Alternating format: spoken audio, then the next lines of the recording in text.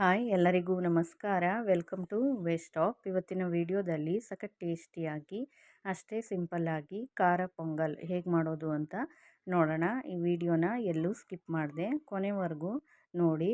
ಮಾಡೋದು ತುಂಬಾ ಸುಲಭ, ಹಾಗೆ ತುಂಬಾ ರುಚಿಯಾಗಿ ಕೂಡ ಇರುತ್ತೆ.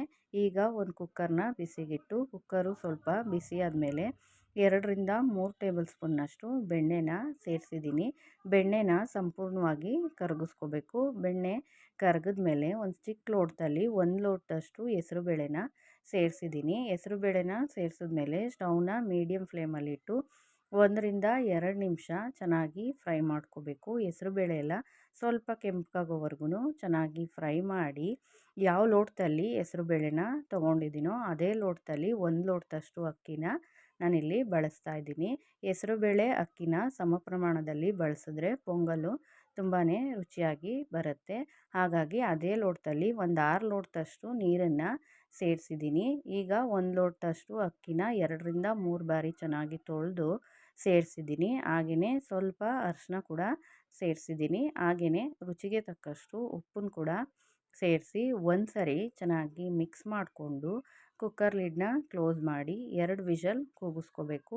1-2 ವಿಷಲ್ ಕೂಗಿಸ್ಕೊಂಡ್ರೆ ಸಾಕಾಗುತ್ತೆ. ನಾನಿಲ್ಲಿ 2 ವಿಷಲ್ ಕೂಗಿಸ್ಕೊಂಡಿದ್ದೀನಿ. ಕುಕ್ಕರೆಲ್ಲ ಆರುವಷ್ಟರಲ್ಲಿ ಪೊಂಗಲ್ಗೆ ಒಂದು ಒಗ್ಗರಣೆನ ರೆಡಿ ಮಾಡ್ಕೋಬೇಕು. ಹಾಗಾಗಿ ಒಂದು ಪ್ಯಾನ್ನ ಬಿಸಿಗಿಟ್ಟು ಪ್ಯಾನು ಸ್ವಲ್ಪ ಬಿಸಿ ಆದಮೇಲೆ 2-3 ಟೇಬಲ್ ಸ್ಪೂನ್ನಷ್ಟು ಎಣ್ಣೆ ಸೇರಿಸಿದ್ದೀನಿ. ತುಪ್ಪ ಬೇಕಿದ್ರೆ ತುಪ್ಪ ಕೂಡ ಯೂಸ್ ಮಾಡ್ಬೋದು. ಎಣ್ಣೆ ಸ್ವಲ್ಪ ಬಿಸಿ ಆದಮೇಲೆ ಸಾಸಿವೆನ ಸೇರಿಸಿದ್ದೀನಿ. ಹಾಗೆಯೇ 1/4 ಟೇಬಲ್ ಸ್ಪೂನ್ನಷ್ಟು ಜೀರಿಗೆನ ಸೇರಿಸಿದ್ದೀನಿ. ಹಾಗೆಯೇ 1.5 ಟೇಬಲ್ ಸ್ಪೂನ್ನಷ್ಟು ಕಾಳು ಮೆಣಸನ್ನು ನಾನಿಲ್ಲಿ ಸೇರಿಸಿದ್ದೀನಿ. ಹಾಗೆಯೇ 1 ಇಂಚಷ್ಟು ಶುಂಠಿನ ಅದ್ರ ಮೇಲಿರೋ ಸಿಪ್ಪೆ ಎಲ್ಲ ತೆಗೆದು ಚೆನ್ನಾಗಿ ತುರಿದು ಸೇರಿಸಿದ್ದೀನಿ. ನೀವು ಬೇಕಿದ್ರೆ ಚಿಕ್ಕ ಚಿಕ್ಕ ಪೀಸ್ಗಳನ್ನಾಗಿ ಕಟ್ ಮಾಡಿ ಕೂಡ ಸೇರಿಸ್ಕೋಬೋದು. ಶುಂಠಿನ ಸೇರಿಸಿದ್ಮೇಲೆ 1-2 ಸೆಕೆಂಡು ಚೆನ್ನಾಗಿ ಫ್ರೈ ಮಾಡಿ 5-6 ಹಸಿಮೆಣ್ಸಿಕಾಯಿನ ಈ ಥರ ಉದ್ದಕ್ಕೆ ಹಚ್ಚಿ ಸೇರಿಸಿದ್ದೀನಿ. ಮೆಣಸಿಕಾಯಿನ 1-2 ಸೆಕೆಂಡು ಫ್ರೈ ಮಾಡಿಕೊಂಡು ಸ್ವಲ್ಪ ಇಂಗನ್ನು ಕೂಡ ಸೇರಿಸಿದ್ದೀನಿ.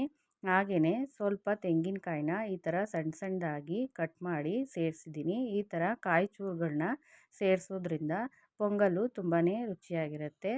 ಕಾಯಿ ಪೀಸ್ಗಳನ್ನ ಸೇರಿಸಿದ್ಮೇಲೆ 1-2 ಸೆಕೆಂಡು ಫ್ರೈ ಮಾಡ್ಕೋಬೇಕು. ನಾನಿಲ್ಲಿ ಗೋಡಂಬಿನ ಸೇರಿಸಿಲ್ಲ, ನೀವು ಬೇಕಿದ್ರೆ ಗೋಡಂಬಿ ಕೂಡ ಸೇರಿಸ್ಕೋಬೋದು. ಹಾಗೆಯೇ ಸ್ವಲ್ಪ ಕರಿಬೇವು ಕೂಡ ಸೇರಿಸಿ ಸ್ವಲ್ಪ ಕೊತ್ತಂಬರಿ ಸೊಪ್ಪನ್ನ ಚೆನ್ನಾಗಿ ತೊಳೆದು ಈ ಥರ ಸಣ್ಣ ಸಣ್ಣದಾಗಿ ಕಟ್ ಮಾಡಿ ಸೇರಿಸಿದ್ದೀನಿ. ಕೊತ್ತಂಬರಿ ಸೊಪ್ಪನ್ನ ಸೇರಿಸಿದ್ಮೇಲೆ 1-2 ಸೆಕೆಂಡು ಈ ಥರ ಫ್ರೈ ಮಾಡ್ಕೋಬೇಕು. ಈ ಥರ ಎಲ್ಲ ಪದಾರ್ಥಗಳನ್ನು ಫ್ರೈ ಮಾಡ್ಕೊಂಡಿದ್ದೀನಿ. ಈಗ ಒಗ್ಗರಣೆ ರೆಡಿಯಾಗಿದೆ. ಕುಕ್ಕರ್ ಕೂಡ 2 ವಿಷಲ್ ಕೂಗಿ ಹೆಸರುಬೇಳೆ ಅಕ್ಕಿ ಎಲ್ಲ ಈ ರೀತಿ ಚೆನ್ನಾಗಿ ಬೆಂದಿದೆ. ಇಷ್ಟು ಸಾಫ್ಟಾಗಿ ಬೇಯಿಸ್ಕೊಂಡ್ರೆ ಸಾಕಾಗುತ್ತೆ ಪೊಂಗಲ್ಗೆ.